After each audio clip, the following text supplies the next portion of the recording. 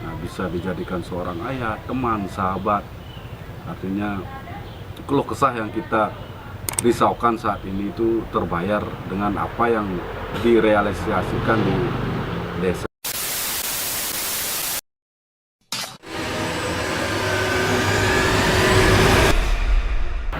Ingin memiliki seorang pemimpin yang berjiwa sosial, loyalitas, dan juga peduli terhadap masyarakat.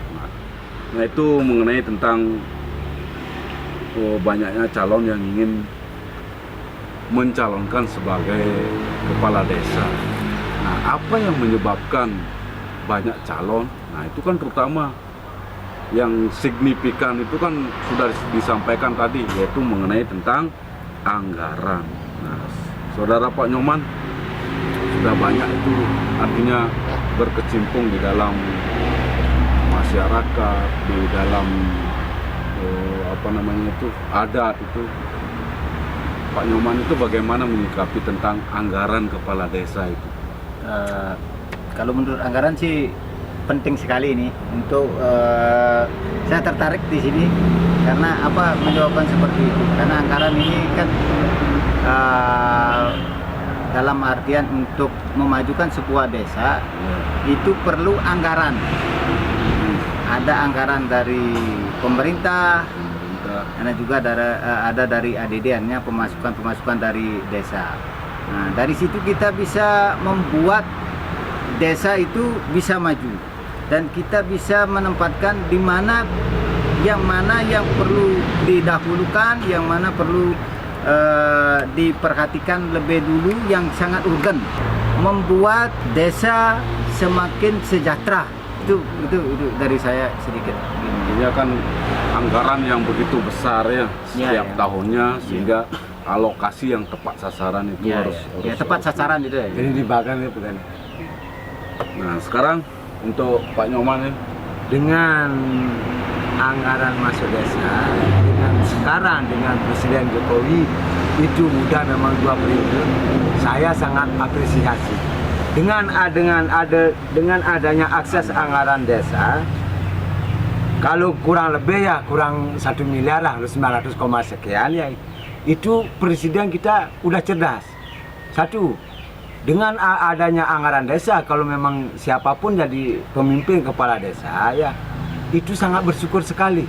Satu, bisa sangat gampang sekali mengontrol anggaran desa untuk berbagai pembangunan apa yang sangat krusial. Kedua, seandainya seorang pemimpin di kepala desa itu lakukan anggaran itu dengan dalam kurung maaf ya itu dalam kutip itu korupsi, itu gampang sekali untuk mengecek. Hal dengan zaman dulu dengan adanya anggaran desa itu, kita di administrasi kepala desa dan dengan adat kita di Bali itu harus bersinergi. Dengan adanya anggaran desa, otomatis semua akan membangun desa itu sesuai dengan anggaran desa itu, kurang lebih ya 900 juta, sekian, hampir 1 miliar, itu gampang sekali. Yang penting kita kepala desa dengan adat itu bersinergi. Dengan itulah kita masing-masing kita mari kita membangun.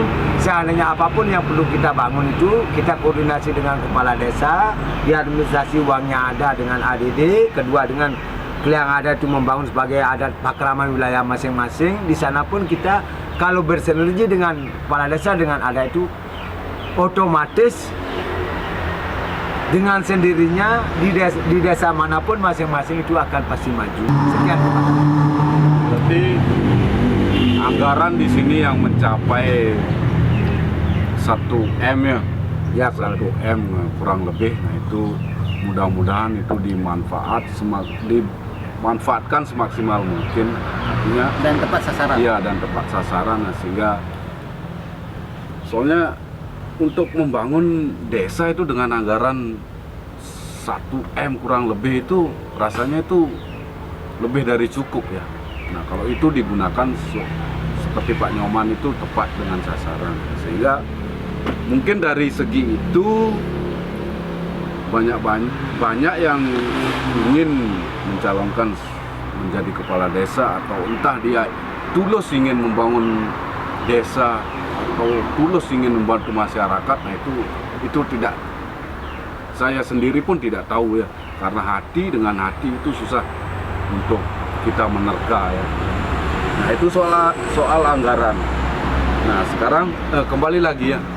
Nah topik kali ini sekali lagi, kami di sini bukan mengintimidasi ya, bukan mengintimidasi dan bukan ada unsur politiknya ya. Kami di sini real ingin mengembangkan apa yang menjadi aspirasi dalam demokrasi. Sekali lagi ya, kami bukan mengintimidasi. Nah, terus yang pertama itu sudah calon, terus anggaran, dan alokasinya anggaran itu harus tepat sasaran. Nah, terus sekarang itu tentang perbekal. Nah, artinya begini, perbekal itu kan kita menjadi pemimpin di satu desa ya, menjadi pemimpin di satu desa. Nah, mestinya itu apa yang kita lakukan terhadap desa itu. Nah, selain dengan anggaran itu. Ya, mengingat kalau menurut saya sih begini, dengan anggaran yang kalau dibilang 1 miliar itu untuk membangun desa itu kecil. Nah, karena banyak hal-hal yang harus kita perbuat, sehingga di sini dibutuhkan tipe pemimpin yang bisa melobi, Ya, bisa melobi ke pemerintahan seperti bupati, anggota dewan, karena dengan lobby itu sehingga kita bisa mendatangkan sebuah dana untuk membangun desa.